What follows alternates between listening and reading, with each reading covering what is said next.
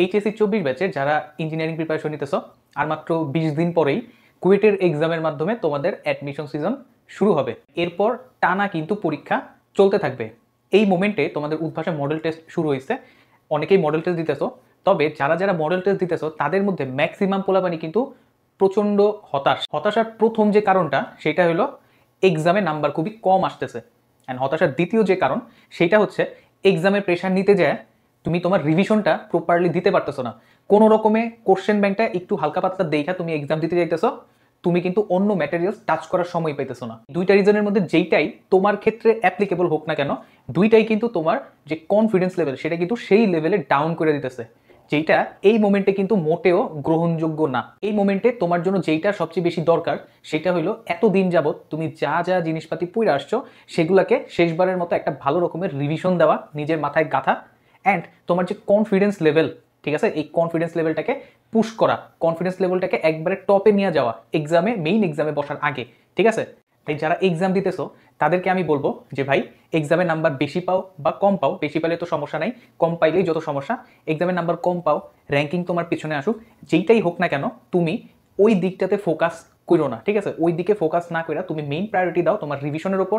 And তুমি এক্সামে যেইটা চেক করবা সেটা হলো তুমি যেগুলো তোমার কমন আসছে সেই কমনগুলো তুমি কইরা আসতে পারছো কিনা। এই দুইটা জিনিস তুমি মেইনলি প্রায়োরিটি দিবা এই মোমেন্টে। ঠিক আছে, এই কথা অলওয়েজ মাথায় রাখবা যে এইটা মোটামুটি বলে দেওয়া যায় যে বেশিরভাগ পোলাপানি অচেনা অঙ্ক যখন পরীক্ষাতে আসবে, সেটা হোক উদ্ভাসের মডেল টেস্টে, সেটা হোক হচ্ছে মেইন অ্যাডমিশন টেস্টে, অচেনা অঙ্ক আসলে না পারার চান্সটাই বেশি। আর অচেনা অঙ্ক না পারলে তুমি কিন্তু চান্স মিসও করবা না, তুমি চান্স মিস করবা যেগুলো পারা উচিত, যেগুলো চেনা অঙ্ক সেইগুলো না পারলে। ঠিক আছে, তো নর্মালি উদ্ভাসের যে পরীক্ষাগুলো সেইখানে হয়তো অচেনা অঙ্কের সংখ্যাই বেশি থাকে, তো তুমি পারবা না বা নাম্বার কম পাবা, সেটা স্বাভাবিক। সো তুমি নাম্বার যেটাই পাও সেটা নিয়ে তোমার টেনশন করার কোনো দরকার নেই, তুমি ওই দিকটাতে ফোকাসই দিও না। ওকে, রেজাল্ট নিয়ে মাথা ঘামাও না, এই কথাটা বলা যতটা ইজি, এই মোমেন্টে আইসা সেটা কিন্তু মেনটেন করাটা খুবই টাফ। ম্যাক্সিমাম পোলাপানি এটা মেনটেন করতে পারবা না। এই স্টেটে অর্থাৎ পরীক্ষার কয়েকদিন আগে বেশিরভাগ পোলাপান, বেশিরভাগ নাই বলবো সব পোলাপানের মধ্যেই, মানে সব পোলাপানি কিন্তু খুব প্যানিক মোডে থাকে। ঠিক আছে, এখন যদি তুমি মনে করো নর্মাল একটা অঙ্ক যদি না পারো, সেটা হইতে পারে আননোন, সেটা হইতে পারে নোন। নোন হলে তো কথাই নেই, আর আননোন হইলো একটা অঙ্ক না পারলেই তোমার ভিতরে কি একটা কামড় দিবে। ঠিক আছে, হাই আল্লাহ আমি তো মনে হয় চান্স পাবো না, এরকম মনে হবে অনবরত। ঠিক আছে, বেশিরভাগ পোলাপানি হয়তো রিলেট করতে পারবা। ম্যাক্সিমাম পোলাপানি এখন হচ্ছে তোমার এক্সাম দেয় 1.5 ঘন্টা, পরবর্তী 5 ঘন্টা এক্সামে এই অঙ্কটা পারি নাই, ওই ক্যালকুলেশনটা ভুল করছি, এই স্টেপটা ভুল ছিল, এই সব বিলাপ করে আরো মনে করো হচ্ছে 5 ঘন্টা কাটায়। ঠিক আছে, দেন যখন হচ্ছে রেজাল্টটা আসে, হাতে আসে, সিরিয়ালটা দেখে, ওমা সিরিয়াল তো 10,000-এর বাইরে, তখন মনে করো আকাশ ভেঙে পড়ে। ঠিক আছে, সিরিয়াল দেখার পর মনে করো পরবর্তী একদিন পরের পরীক্ষায় বসার আগে সে হচ্ছে ট্রমাটাইজড হয়ে থাকে।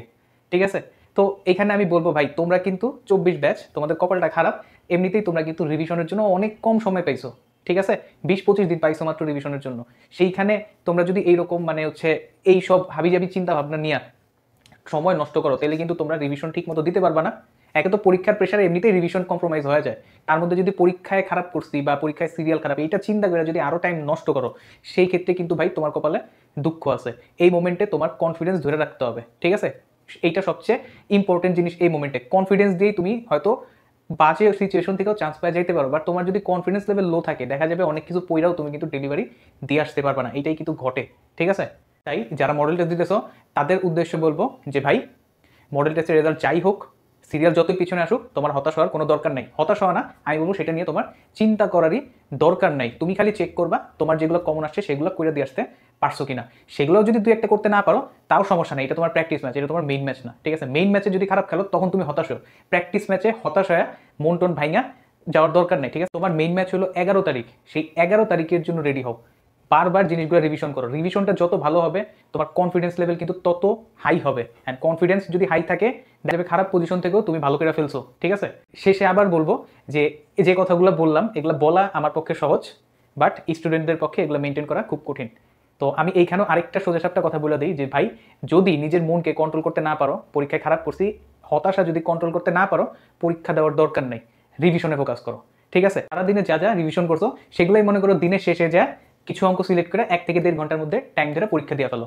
একদম শেষ কথা, প্রপার রিভিশন এনশিওর করো। ওকে, তাহলে আজকে এই পর্যন্ত রাখলাম, দেখা হবে পরের কোনো ভিডিওতে। ধন্যবাদ।